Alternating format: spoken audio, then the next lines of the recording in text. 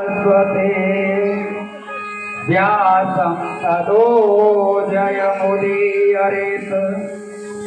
भक्ति भक्ति भगवन्त गुरो चतुर्नाम बपुए। इनके पद बंदन किए नासै सर्वो करे। वसुदेव सुतं देवा कंस चारूढमर्दनम्। देवकी परमानन्द कृष्णं वन्दे जगद्गुरुम्। गुरुर्ब्रह्मा गुरुर्विष्णु गुरुर्देव महेश्वर। गुरुर्साक्षात् परब्रह्म तस्मै श्री गुरुवे नमः। ध्यानमूलं गुरुर्मूर्ति पूजामूलं गुरुपदम्। मंत्रमूलं गुरुर्वाक्यं मोक्षमूलं गुरुकृपा। गजाननं भूतगणादिसेवितं कपित्थजम्बो फलचारिभक्षणम्। उमासुतं शोकविनाशकारिका नमामि विघ्नेश्वर पादपङ्कजम्। शान्ताकारं भुजगशयनं पद्मनाभं सुरेशं विश्वधारं गगनसदृशं मेघवर्णं सुभागमं। लक्ष्मीकान्तं कमलनयनं योगविद्यार्णवमयं। वन्दे विष्णुं भवभयहरं सर्वलोकैकनाथम्। अखण्डमण्डलाकारं व्याप्तेन चराचरं तत्पदं दर्शितं येन तस्मै श्रीगुरुवे नमः। त्वमेव माता च पिता त्वमेव त्वमेव बन्धो च सखा त्वमेव त्वमेव विद्या द्रविणं त्वमेव त्वमेव सर्वं मम देव देव। कर्पूरगौरं करुणावतारं संसारसारं भुजगेन्द्रहारं सदा वसन्तं हृदयारविन्दे।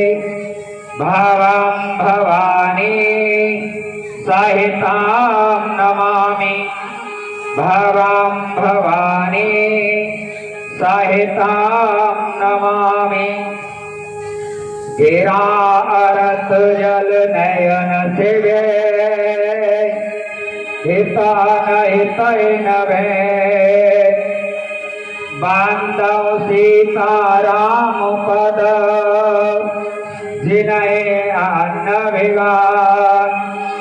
मनोजवं मारुततुल्य वेगं जितेन्द्रियं बुद्धिमतां वरिष्ठं। आत्मायं वानरं यूतं मोक्षं शरणं प्रपद्ये। अच्युतं केशवा रामो नारायणं कृष्णं दामोदरं वासुदेवं हरिं श्रीधरं माधवं गोपिका वल्लभं जानकी वल्लभं रामचन्द्रं भजे पवन तनय संकटहरण मंगल मूर्ति राम लखन सीता सहित हृदय बसं सुरभो रामचंद्र भगवान की जय।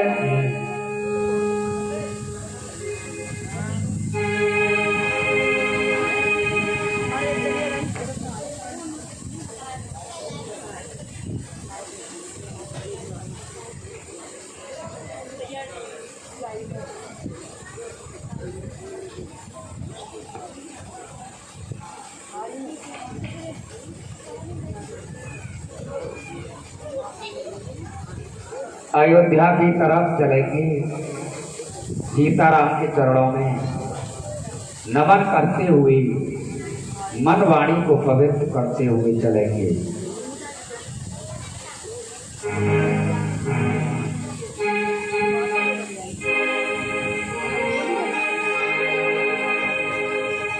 श्री कृष्ण गोविंद हरे मुरारे हे नाथ नारायण वासुदेव।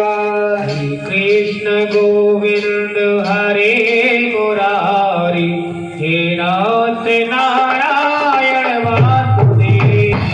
हनुमान जी महाराज की जय, अमरदास बाबा की जय।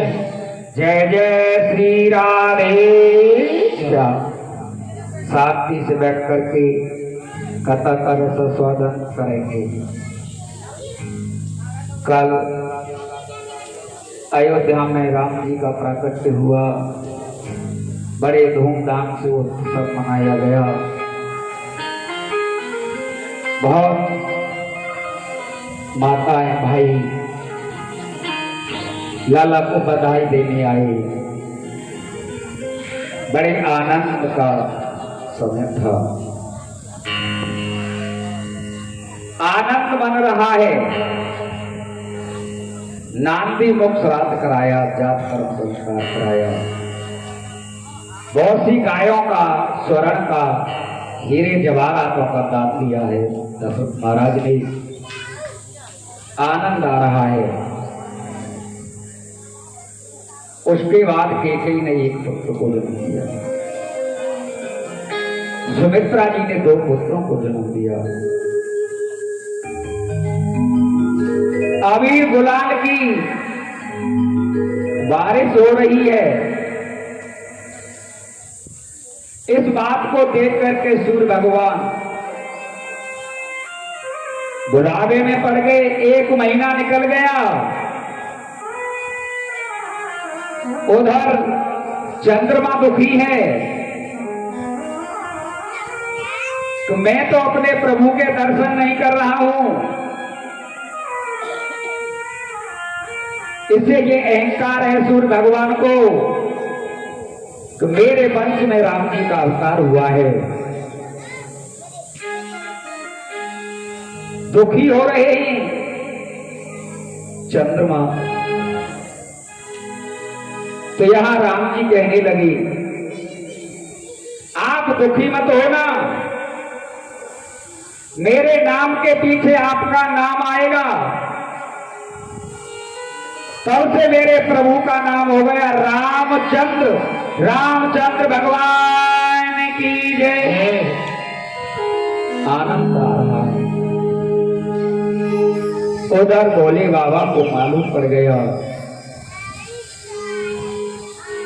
भोले बाबा को राम जन्म की मालूम पड़ गई। अयोध्या में आज मेरे इष्ट का जन्म हो गया है। एक ब्राह्मण का वेश बना करके भोले बाबा अयोध्या में आए और अयोध्या की गलियों में घूम रहे हैं। कोई कहता है तुम कौन हो? भोले बाबा कहने लगे मैं ज्योतिषी हूं। मेरे प्रभु का प्राकट्य हुआ है,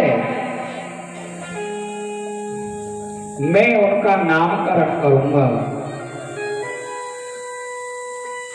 उनका जन्माक्षर करूंगा। बोले बाबा कौशल्या मैया के दरवाजे पर खड़े हैं।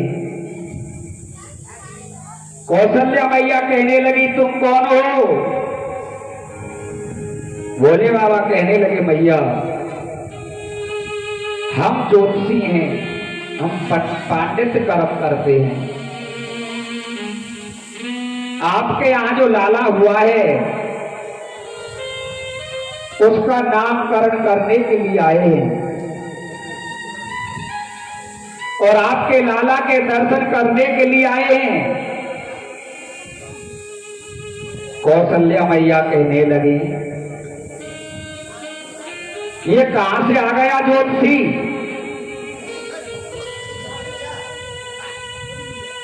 कहने लगी है तुम कौन हो, तुम्हारा क्या नाम है?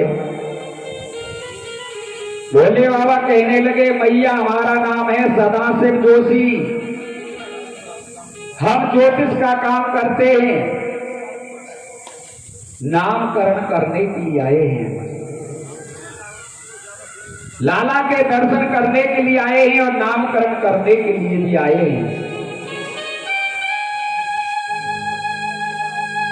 इस तरह से कहने लगे कौशल्या मैया की आंखों में आंसू आ गए।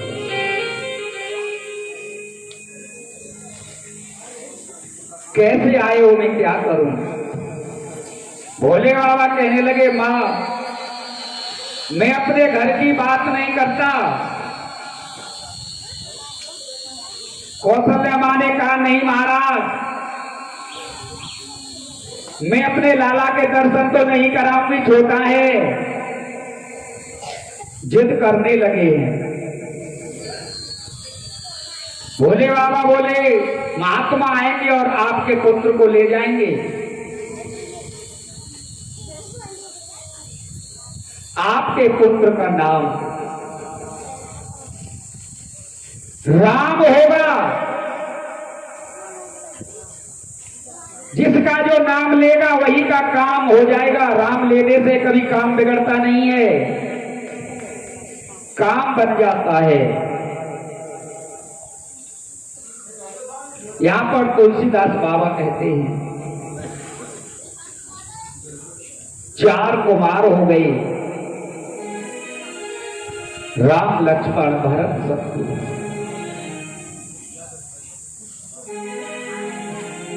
चारों पुत्रों का नामकरण करते हैं।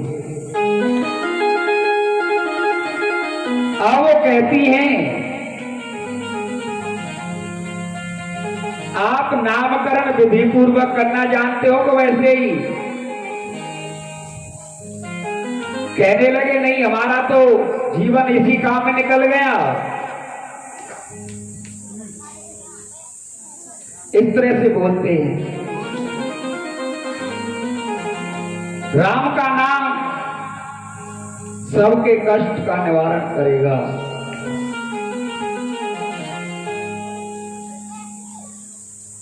जो विश्व का भरण पोषण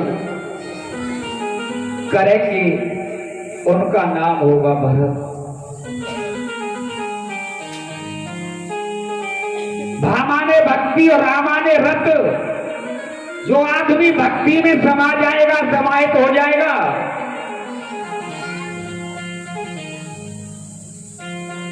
भक्त बनना बहुत कठिन है। कुछ संत कहते हैं भरत जी थोड़े विष्णु के अंश से अवतार हैं। ब्रह्मा विष्णु महेश तीनों देवताओं की पद्धति में बताते हैं, बार बार कहते हैं।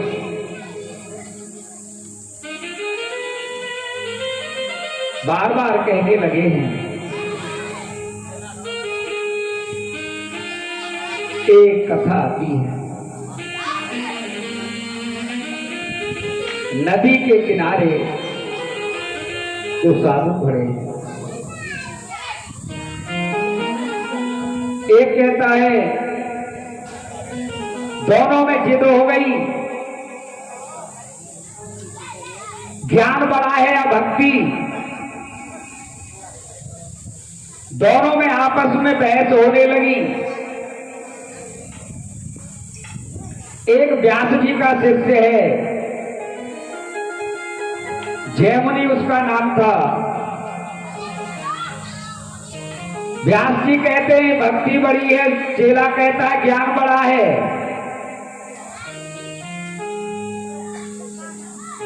व्यास जी कहते हैं बेटा, ज्ञानी को माया सताती है और भक्त को कभी माया नहीं सताती।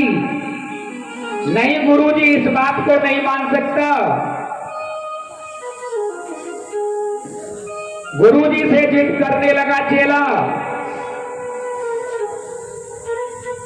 कभी गुरु को अपने, कभी शिष्य को अपने गुरु से बहस नहीं करनी चाहिए। एक दिन क्या होता है, व्यास जी का शिष्य जयमुनि एक मंदिर में रहता है, पूजा करता है। व्यास जी एक सुंदर लड़की का रूप बना करके आ गए, मंदिर में प्रवेश किया। जब मंदिर में व्यास जी लड़की का रूप रख करके गई, जयमुनि कहने लगे तुम्हारा क्या नाम है, तुम कहां रहती हो, तुम्हारा विवाह हो गया कि नहीं। लड़की कहने लगी तुम्हें मेरे ब्याह से उससे क्या करना है, तुम आत्मा हो, पूजा करो। नहीं, मुझे बताओ, तुम मेरे साथ विवाह कर लो। व्यास जी कहने लगे मैं तुमसे विवाह तो कर लूंगी, पहले तुम्हें अपना मुंह काला करना पड़ेगा और गधे पर बैठना पड़ेगा और ये मंदिर है, इसका एक चक्कर लगाना पड़ेगा, मैं आपके ऊपर बैठ जाऊंगी। तब उसके बाद में आपसे विवाह करूंगी।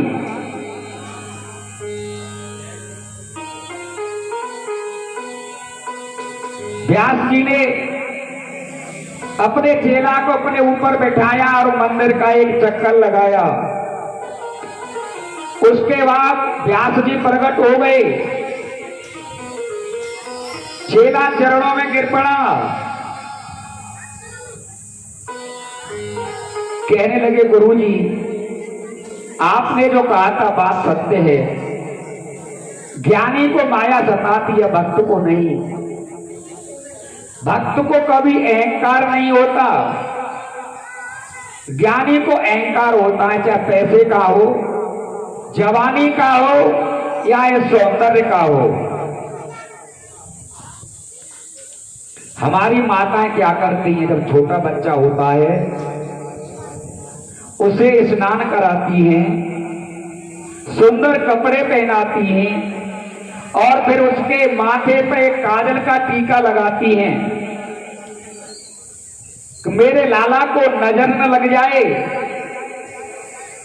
ऐसे ही भगवान अपने भक्तों के अंदर एक कमी छोड़ते हैं, अहंकार को कम करने के लिए।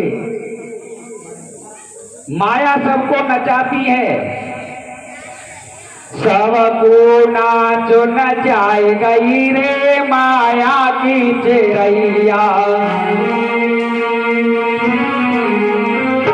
माया की चिरैया, सबको नाचो नचाए गई रे माया की। को नचाती है,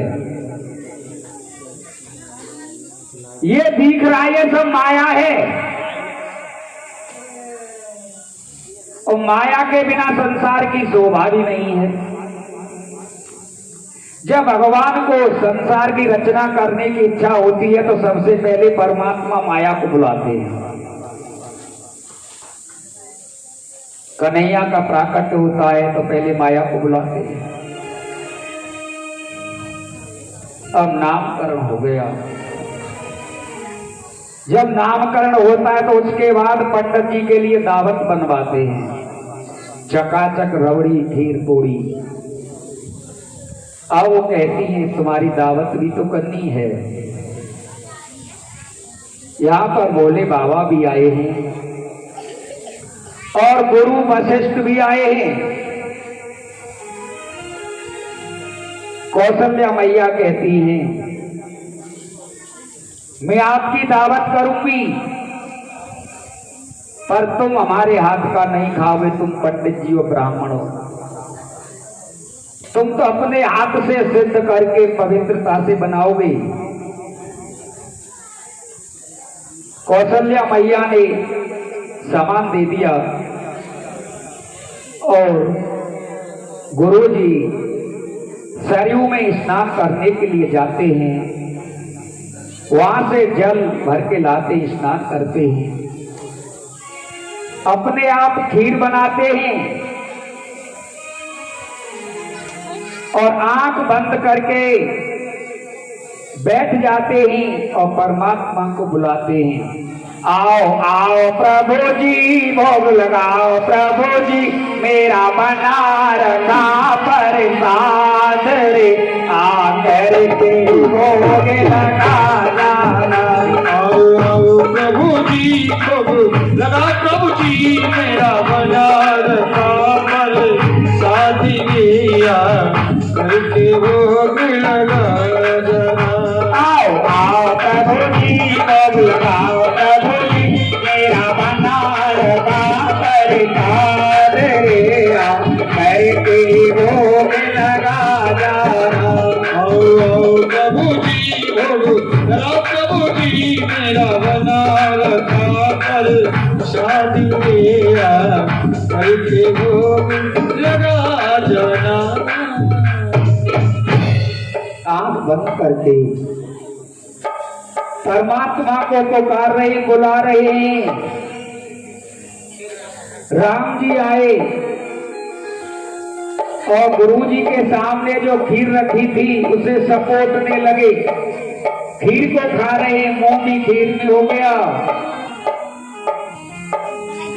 गुरु जी ने नेत्र खोले तो देखा राम जी सामने खा रहे हैं। गुरु जी बिगड़ गए, तेरे या छोरा ने तो हमारी खीर झूठी कर दी, हम ना खाएंगे। कौशल्या मैया कहने लगी गुरु जी पाम को जुआ ले, दोबारा से खीर बना ले। इस तरह से तीसरी बार भी खीर बनाई। बुलाने लगे, प्रभु आ गए, खीर को खा रहे हैं, नेत्र खोले, नाराज हो गए। राम जी कहने लगे ये तो मुझे साधारण बालक मान रहे हैं। तुरंत ही चतुर्भुज रूप में प्रकट हो गए। चतुर्भुज भगवान की जय, जय जय श्री राधे। तब विश्वास हुआ है कि ये साक्षात परमात्मा है। चरणों में गिर पड़े। आज मैं समझ पाया हूं ये तो साक्षात परमात्मा आ गए। तो इस तरह से आदमी धोखे में रहता है, कहते ही ना जाने किस भेष में बंदे मिल जाए भगवान वे। परमात्मा का आने का कोई समय नहीं है।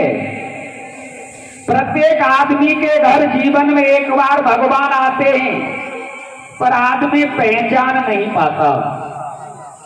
कुत्ते के वेश में आ जाएं, पागल के वेश में आ जाएं। हम यही कहते तुम्हारे यहां कोई व्यक्ति आए उससे कभी गलत मत बोलो, गाली मत दो। आप पे कुछ नहीं है तो राधे राधे, जय सिया राम से दो। ऐसा हमारे शास्त्र कहते हैं, अगर तुम्हारे दरवाजे पर कोई संत आ गया और तुमने उसे गाली दे दी, कैसो लट्ठा कट्टा सो घूमे 5 हाथ को है रोए, तो पे काम नहीं हो गए। सोचिए, वो भी अपनी शर्म रखता है, इज्जत रखता है, अपनी शर्म को खोकर तुम्हारे दरवाजे पे मांगने के लिए तो आया है। उससे कभी गलत बातें मत करो। कुछ नहीं है तो जैसी आराम कर दो।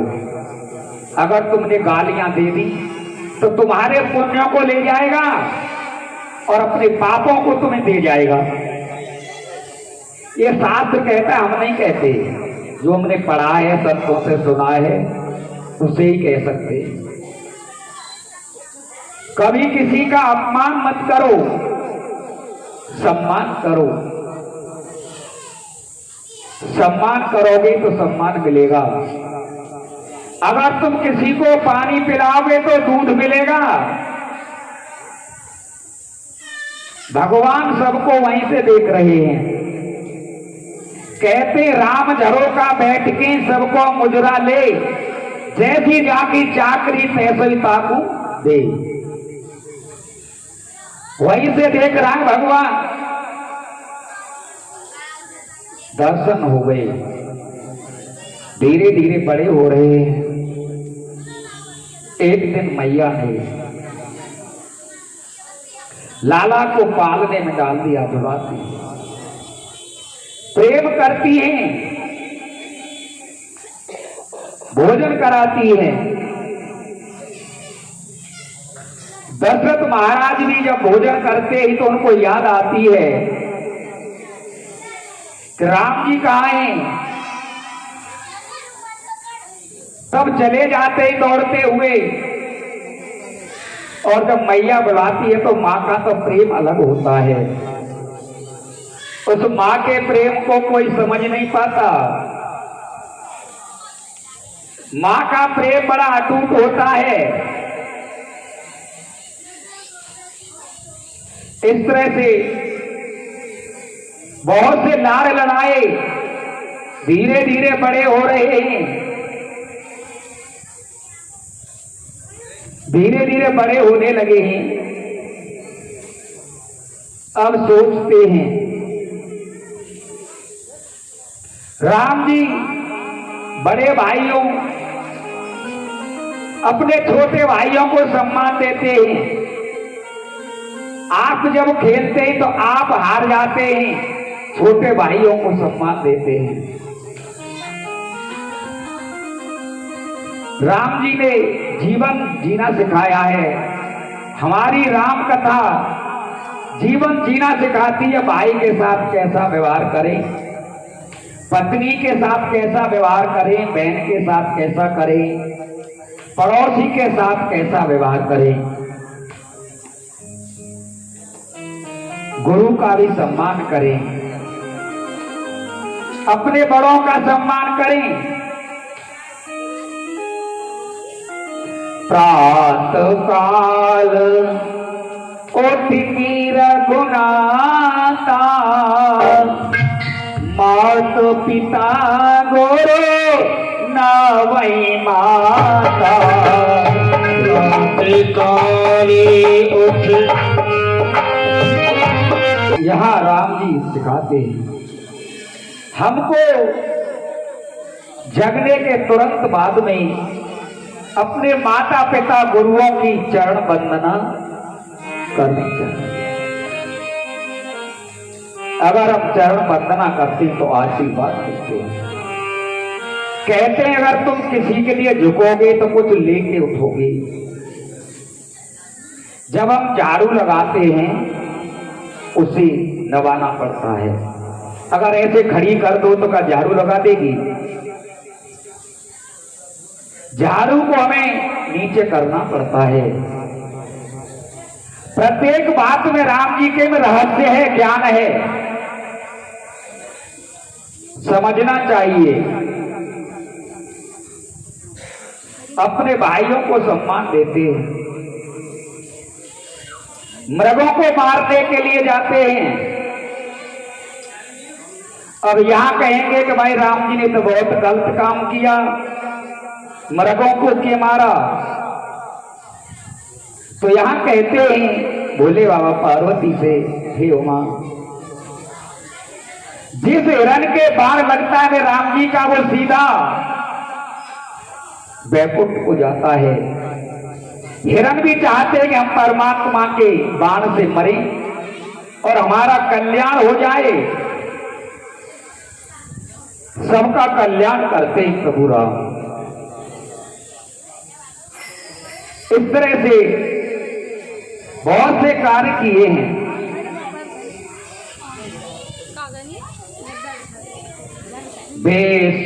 विश्वामित्र महामुनि ज्ञानी बसहि विपन शुभ आश्रय में जाने। श्री राम जय राम जय जय राम, श्री राम जय राम जय जय राम। यह कहते हैं एक विश्वामित्र मुनि है, वो जंगल में रहते हैं और उनको राक्षस यज्ञ पूरा करने नहीं दे रहे।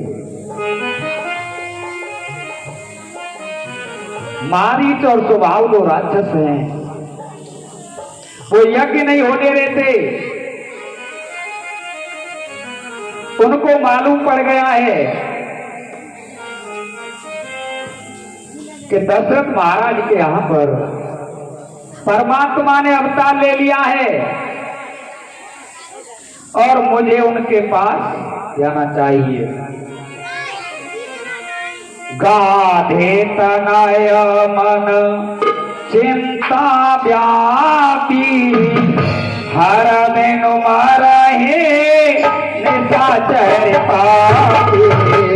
श्री राम जय राम जय जय राम, श्री राम जय राम जय जय राम। मालूम पड़ गया विश्वामित्र को।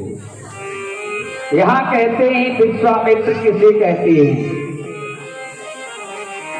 तो यहाँ समझाते ही तुलसीदास बाबा,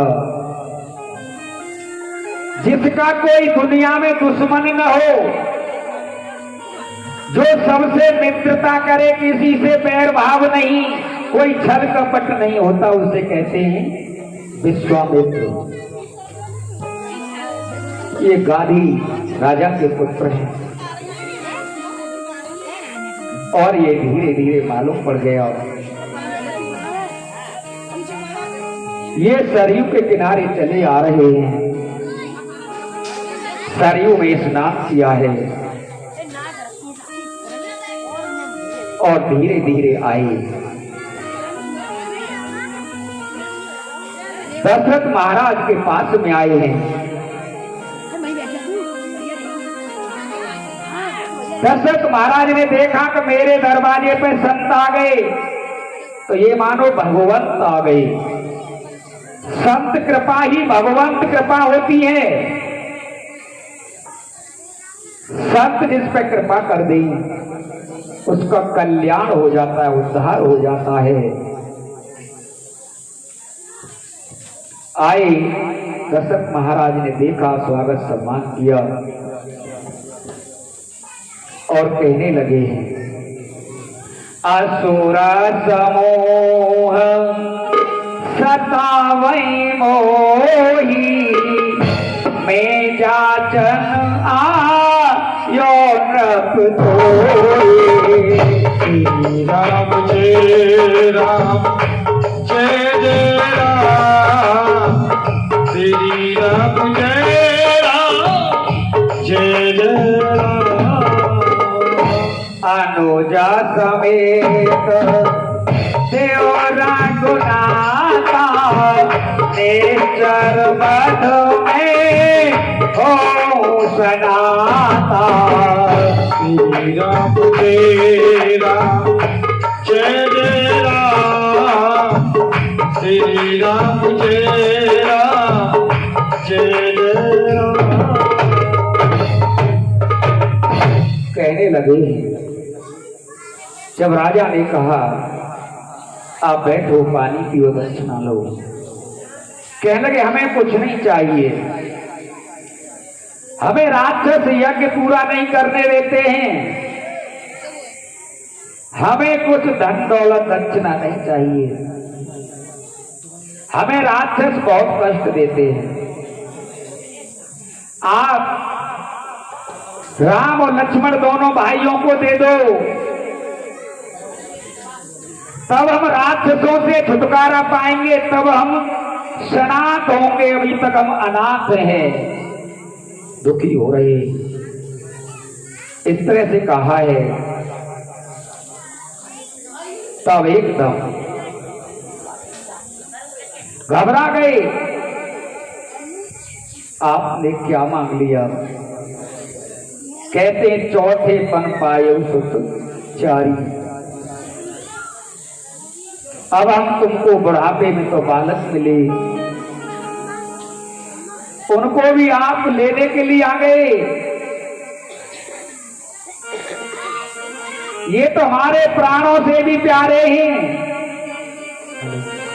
आप मेरे प्राणों को ले जाओ।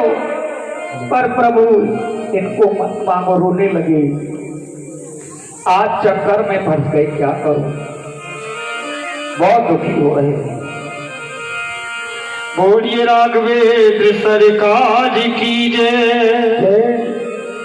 देख हालत विश्वामित्र की, दुख दर्द वो सहे।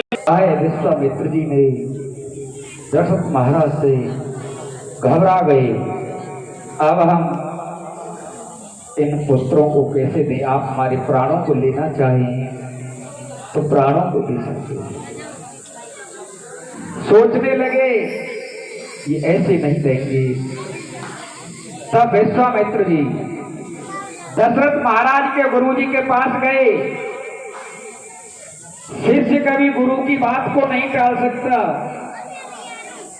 गुरु जी से जाकर के कहा, वशिष्ठ मुनि ने देखा, आइए, उनको सम्मान दिया।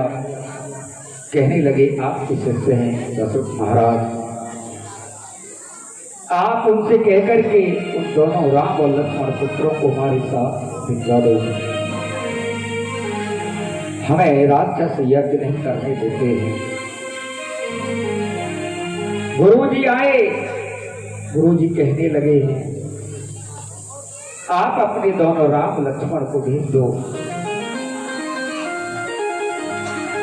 कहने लगे गुरुदेव, अब गुरु की बात को नहीं टाल सकते। तब कहने लगे आप हमारी रानियों के पास चले जाओ। मां की ममता बहुत अधिक होती है बच्चे के प्रति। जब रानियों के पास में पहुंचे, गुरुजी कहने लगे लालियो, ये स्वामी जी आपके राम लक्ष्मण को लेने के लिए आए हैं, आप इनको इनके साथ भेज दो। इनको राक्षस यज्ञ पूरा करने नहीं देते। एक बार तो मना किया, उसके बाद कहने लगे तुम्हारे इन दोनों पुत्रों का विवाह हो जाएगा। ब्याह की तो हमारी माताओं को बहुत चिंता रहती है, हमारे बेटा को कैसे ब्याह जाए। चाहे आकर के बहू उल्टा ऑर्डर करे, हुक्म करे, सासू पे आकर के फिर भी ममता होती है कि कैसे भी हमारे पुत्रों का विवाह हो जाए। तब कहने लगी हैं, अच्छा गुरुजी, हम आपकी बात को तो नहीं टाल सकते। प्रातः कहा मुनि शनि रघुराई, निरभय जाग्यो करम तो में जाए। श्री राम जय राम, जय जय राम। श्री राम जय राम, जय जय राम। साथ आए हैं, राम लक्ष्मण ने कह दिया गुरुदेव आप अपना यज्ञ प्रारंभ करिए। विश्वामित्र जी यज्ञ प्रारंभ करते, यज्ञ प्रारंभ हुआ तो वहां पर मारीच और सुबाहु आई। चारों दरवाजों पर राम लक्ष्मण दिखाई देते हैं। उनकी भी बुद्धि बदल गई। प्रभु को देखकर तो अच्छे लोगों की मति बदल जाती है। प्रभु राम ने एक बाण से मारीच को लंका में भेज दिया। क्यों? अभी तो उससे खेल करना है, अभी तो उससे काम है। स्वभाव को अपने धाम को भेज दिया। इसके पीछे एक तात्विक भाव होता है। राम लक्ष्मण जब तक आए तब तक विश्वामित्र का यज्ञ पूरा नहीं हुआ। विश्वामित्र के पास थे राम को शस्त्र विद्या करके सिखाया है। यज्ञ पूरा हुआ और विश्वामित्र जी ने भी अपने शस्त्रों को दिया।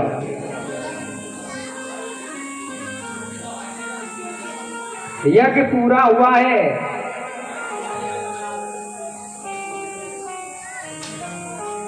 उधर जनकपुर में राजा जनक के वहां पर सीता जी के स्वयंवर की तैयारियां चल रही हैं। मालूम पड़ गया है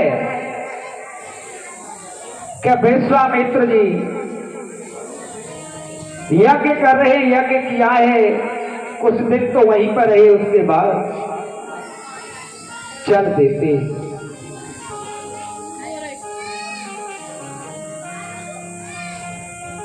अब कहते हैं राजा जनक, कहते हैं विश्वामित्र जी भैयाओ तुम राजा जनक के वहां चलोगे क्या? राजा जनक आज धनुष यज्ञ कराना चाहते, धनुष यज्ञ होगा। धनुष जाग्या सोनी रग कुल नाता, हर्ष चले मोने वर के साता।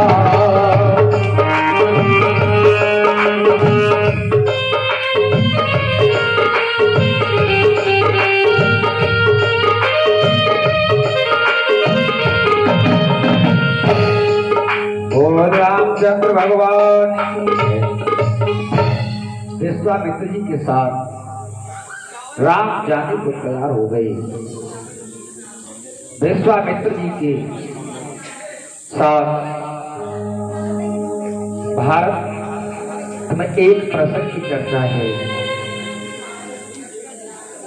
राम विश्वामित्र के साथ जनकपुर गए, उन्हें सीधा निमंत्रण नहीं मिला। राजा जनक ने स्वयंवर के लिए किसी को आमंत्रण नहीं भेजा था, केवल प्रतिज्ञा की थी। जिन्होंने यह सुना प्रश्न पैदा होता है,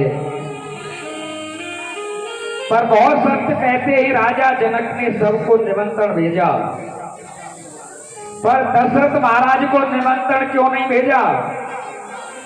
तो यहां पर हमारे संत कहते हैं,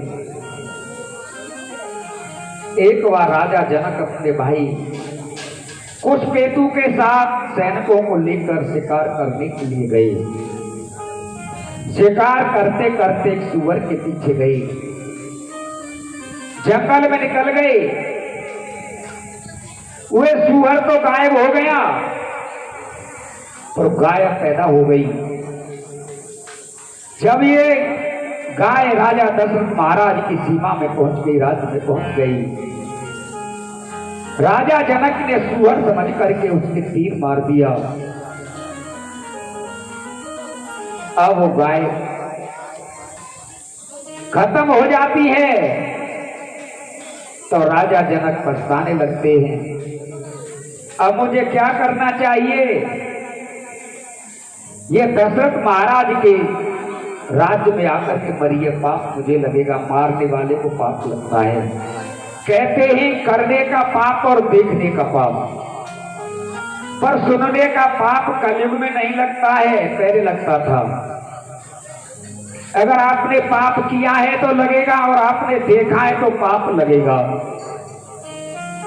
अब सोचते हैं क्या करना चाहिए। जनक जी को मालूम है कि दशरथ महाराज तो बड़े पुण्य आत्मा है, धर्मयज्ञ हैं। उन्होंने अपने एक नौकर को भेजा, आप चले जाओ दशरथ महाराज के पास, जाकर के कहना राजन आज हमारे राजा से एक पाप हो गया है, हत्या हो गई है, भूल से एक गाय मर गई है। आप राजा को पाप से छुड़ाइए।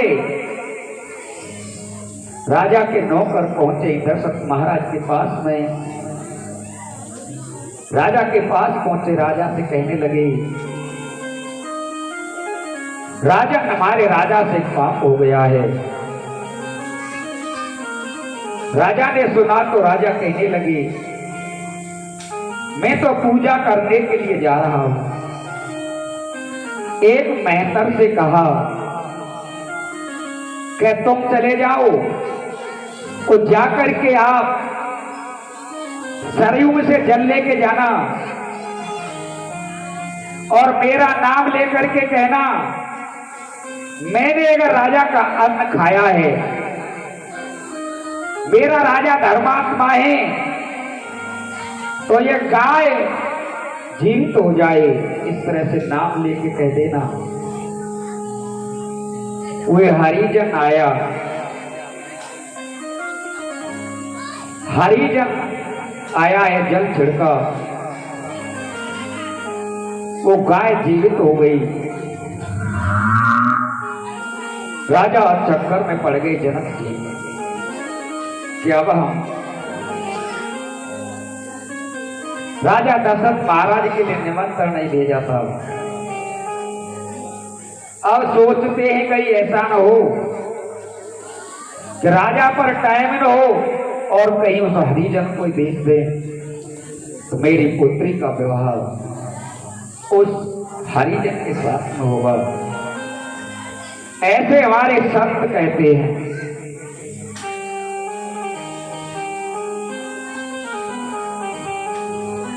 इस तरह से ये प्रसंग चलता है विश्वामित्र जी के साथ में। राम लक्ष्मण चलते हैं, धीरे धीरे आगे जा रहे हैं। आश्रम एक दीख मगिमाई,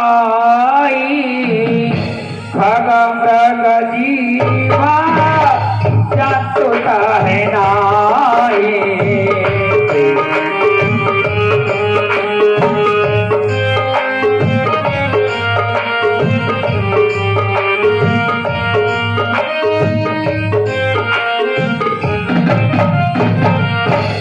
रामचंद्र भगवान की जय।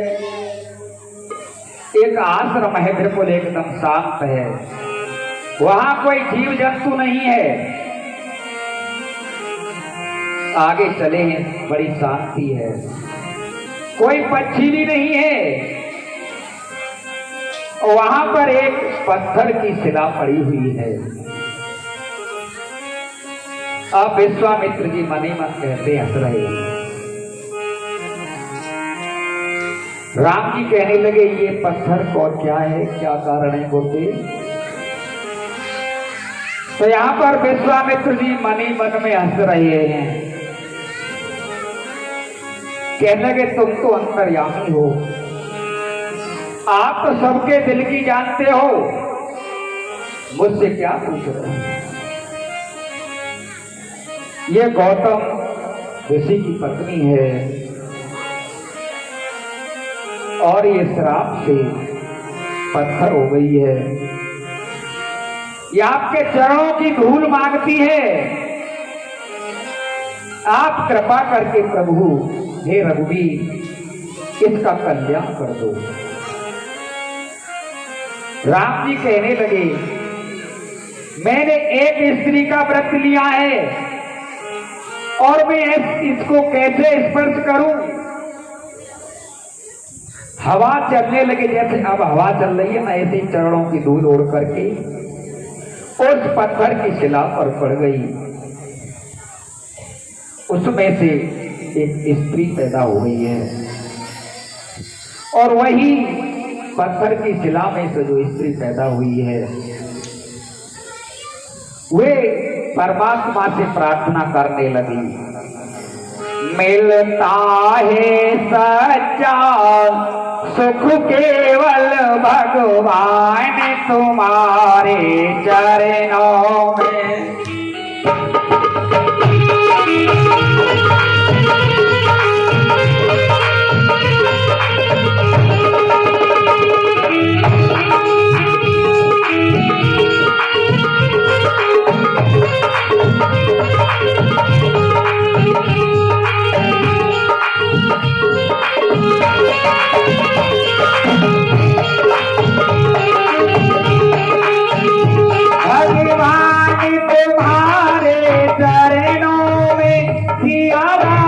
तुम्हारे चरणों में, तुम्हारे चरणों में सिया राम तुम्हारे चरणों में।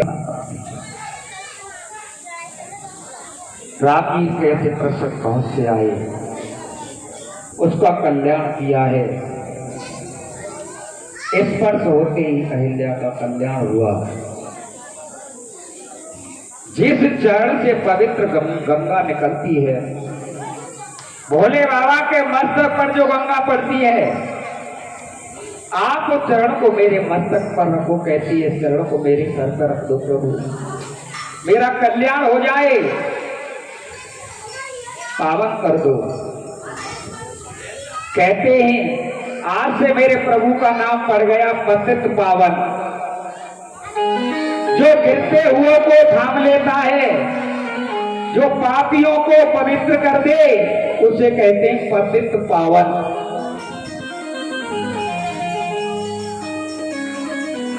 इस प्रकार से अहिल्या बार बार प्रभु के चरणों में सत्य पहुंची, इस तरह से कहती है। और महात्मा गांधी जी तो ये कहते हैं, रघुपति राघव राजा राम पतित पावन सीताराम, राजा राम पतित पावन सीताराम, रघुपति राम